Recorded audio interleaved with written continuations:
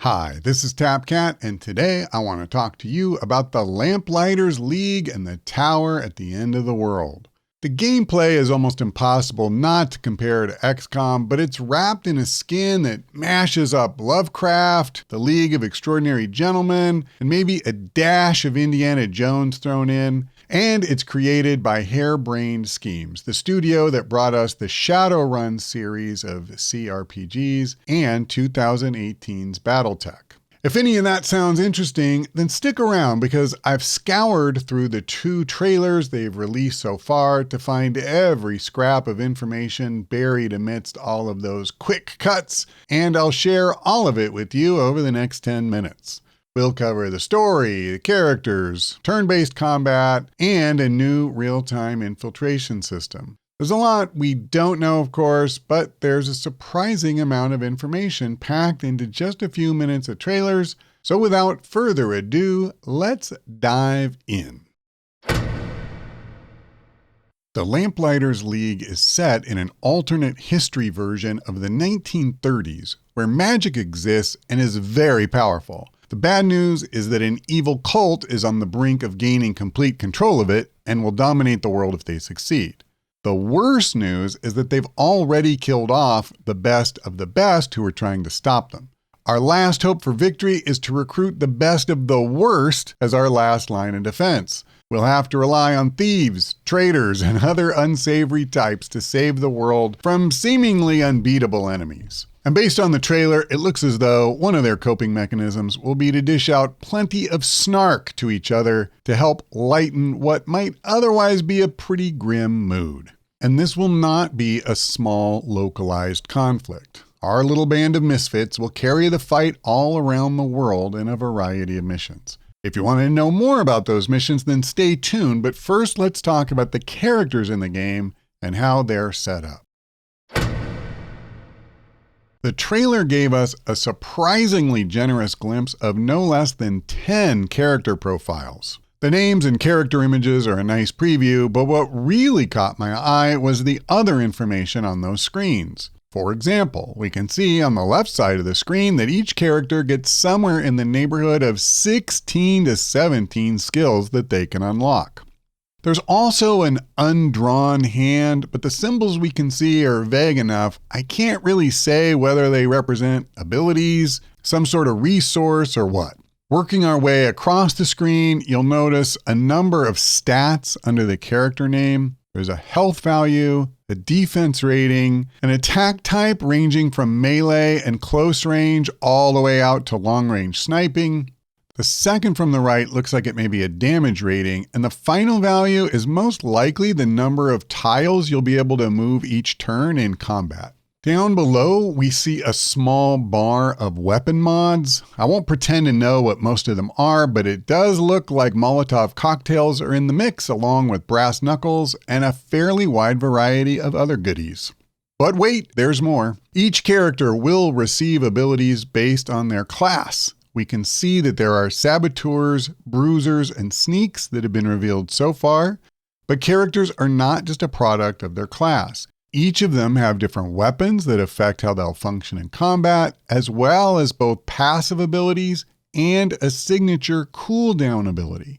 Other than the class, each of those others all appear to be unique for each of the 10 characters, so they should feel distinct from one another in combat. One thing I can't do justice to in this video is that each character has a distinct personality, and it's well worth watching the official trailers to get a better sense of them in action with the voice acting present. I'll link to both of those videos from the publisher in the description below.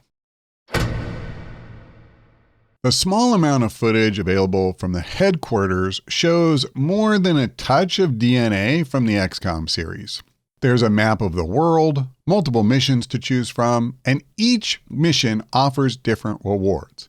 These missions can also have a variety of objectives, like destroying a shrine or gathering materials, but we'll have to see if that affects the gameplay or if every mission essentially just boils down to kill them all. Oh, and we can also choose which operatives to send on each mission, but you kind of had to assume that we'd be going in with a small squad rather than a big entourage, so that's not a surprise. So what else do we know about life at the base? Well, we can see that there will be at least some conversations between the characters, and while there are only a handful of people in some clips, there's a very full house of 14 in another. This strongly suggests that we'll be adding new recruits as the campaign moves forward, although the developers also said that you could use different characters in subsequent playthroughs, and that would give each game a very different feel. So that makes me wonder just how many characters exist in the game overall, and then how many of those we can have in any one campaign. But we'll have to wait and see on that one.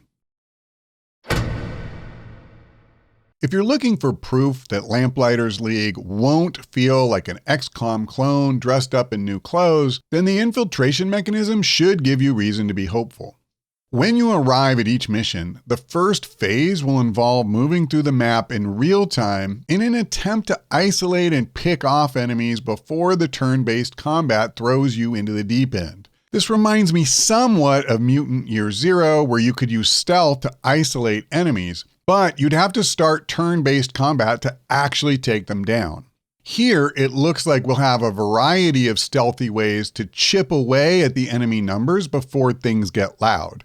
Assuming that I've correctly identified the infiltration clips from the combat, it looks like we'll be able to knock someone out from behind, set up booby traps, and commit various other mayhem without sounding the alarm. Based on what the developers have said, we should be able to significantly reduce the difficulty of surviving the turn-based combat if we can thin out enemies enough in this phase.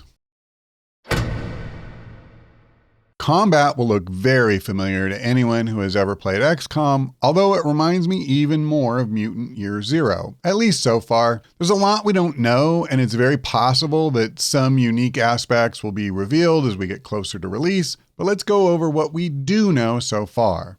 First, the bare basics. It's not surprising to see action points are being tracked on the character portrait in the bottom of the left of the screen. There are also two other bars that seem to represent resources of some type. My best guess is that the top one represents how many tiles the character can still move that turn, and the beige one may be their health. Just to the right of the portrait, we're shown how much ammunition our weapon holds and how much is still available. The biggest questions I have are whether you can use multiple action points in the same turn to attack, and whether you can freely interleave moves between attacks, as that would definitely give us more tactical options. I was somewhat surprised to see an option to recon at the top right of the screen, along with the more standard ability to retreat. I haven't really seen a recon option before, and it should be interesting to learn more about this. And it's a small touch, but the enemy remaining counter seems like a nice feature because most games keep you guessing on this. But knowing how many enemies are left could help you manage any consumables or cooldowns that we might have access to. Other tidbits that could be made out include % chances to hit and crit. But just like Mutant Year Zero, hit chances seem to be limited to 25% increments. So 100%, 75%, 50%, and so on. If nothing else, that will keep people from raging when they miss a 99% shot like they do in XCOM. And of course, we already knew that each character had combat abilities from their profile screens, and it's no surprise to see them here. I have to give Harebrained Schemes and their publisher Paradox credit because they crammed a lot of material into less than 5 minutes of trailers. Obviously, we'll get a much better idea of what to expect once they release a longer video featuring unedited gameplay so we can see how things like the infiltration system and combat actually play out and flow into each other. But in the meantime, the world looks interesting, and a couple of the character profiles specifically reference using magic abilities, which should spice things up beyond just using conventional weapons. While the infiltration system looks like it could bring something new to this type of game, the core combat does look familiar so far. That said, it matters a lot less to me whether they reinvent the genre than it does that they execute well on whatever is in here. I certainly see enough so far that I look forward to learning more, but what about you? Is there anything that stood out as being either particularly appealing or off-putting? Let me know in the comments. I haven't seen a lot of coverage on Lamplighters League so far, and I'm curious to get a sense of how other people view it. At any rate, that's all for now. Thanks for watching. Hope we see you next time.